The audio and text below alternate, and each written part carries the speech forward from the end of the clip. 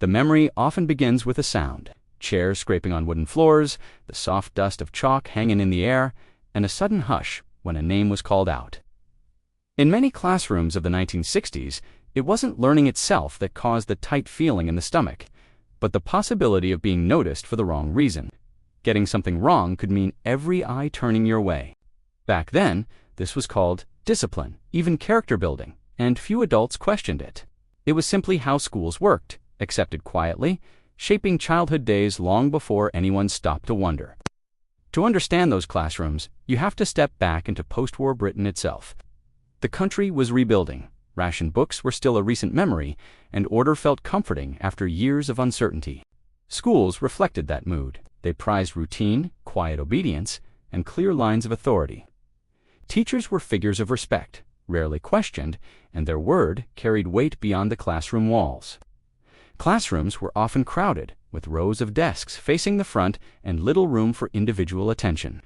Resources were basic, lessons tightly structured, and expectations firmly set. Falling outside those expectations wasn't seen as a sign of struggle, but as something to be corrected. Emotional well-being, as we now call it, simply wasn't part of the language. Many parents supported this approach wholeheartedly. They believed firmness prepared children for adult life, for work, and for knowing their place in the world. In a society shaped by hierarchy and duty, uniformity felt sensible, even reassuring. Yet beneath that tidy surface, quieter feelings were already forming, ready to shape how a generation remembered school long after childhood ended. Those unspoken emotions would later resurface, coloring memories with complexity, nostalgia, and questions that only hindsight could finally bring into focus gently. When embarrassment was considered a lesson, it slipped into daily routines so quietly that few people noticed. A wrong answer might be corrected aloud, a piece of work held up as an example, or a child asked to repeat something until it was right. These moments were rarely cruel in intention, but they were public, and that was the point. Attention focused the mind, or so it was believed. Standing out for the wrong reason carried a particular weight. You could feel it in the pause before speaking, in the careful calculations about whether to raise a hand. Many pupils learned that silence felt safer than risk. Others pushed on regardless, developing a thick skin that would serve them later, though not without cost. What mattered is how normal it all seemed. No letters were sent home, no discussions held about feelings. It was simply part of school life, as familiar as the timetable or the sound of the bell. Teachers moved on, lessons continued, and the day marched forward. Yet those small moments lingered. Confidence could shrink a little, curiosity could dim, and participation became something earned rather than encouraged. Long after the classroom doors closed behind them, many people still carried those echoes, shaping how they spoke up, held back, or judged themselves. And as those children grew older, the quiet lessons learned through embarrassment became stories they would only truly understand much later. At the time, few realized how deeply such moments could quietly shape futures later. Not all lessons came from books. Some arrived as labels, quietly assigned, and rarely removed. Early on, children were sorted in small but lasting ways: the quick ones, the steady ones, the ones who needed more time. Once spoken, those descriptions seemed to harden. A seat nearer the front, a different exercise, a tone of voice that signaled expectation. Sometimes it began with a single moment, an answer given confidently or hesitantly, a test marked quickly, a comment made within earshot. From then on, a child might sense what was expected of them and shape themselves to fit it. Being seen as capable brought encouragement. Being seen as struggling often brought lowered expectations, wrapped in quiet finality. What's striking, looking back, is how rarely these impressions were revisited. Improvement could be overlooked, effort taken for granted. Children grew, changed, surprised themselves, yet the early picture often remained.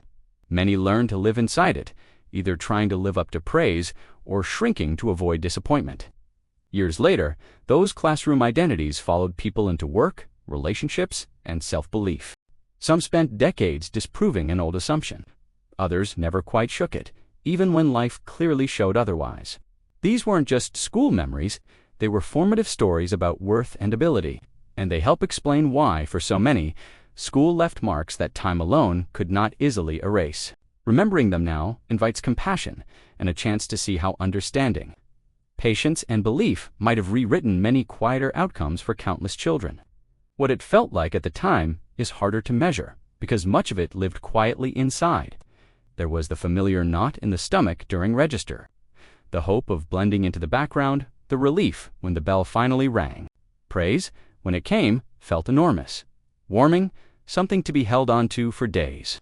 Many learned resilience there, learning to carry on, to cope, to adapt. That strength mattered, and it stayed with people throughout their lives. But resilience came at a price. Confidence was fragile, easily shaken, and not everyone recovered it later. Some voices grew quieter, some curiosity dimmed, and some talents took longer to surface. Looking back now, there's no anger required, only honesty. School shaped us in complex ways, giving structure and discipline, but also leaving small bruises no one talked about. Remembering how it felt allows empathy for the children we once were. Classrooms today feel very different. Encouragement is spoken aloud, support is discussed openly, and mistakes are treated as part of learning rather than something to endure. In the past, discomfort was believed to build character, and for its time, that belief felt sensible. Britain has changed since then, becoming more aware of individual voices and quieter needs. This isn't about blame, but understanding. Looking back helps us see how education reflects society itself, and how growth often begins when we choose care over fear. For more of these unbelievable memories, tap the video on your screen. The 1970s stories are something else. Don't forget to subscribe.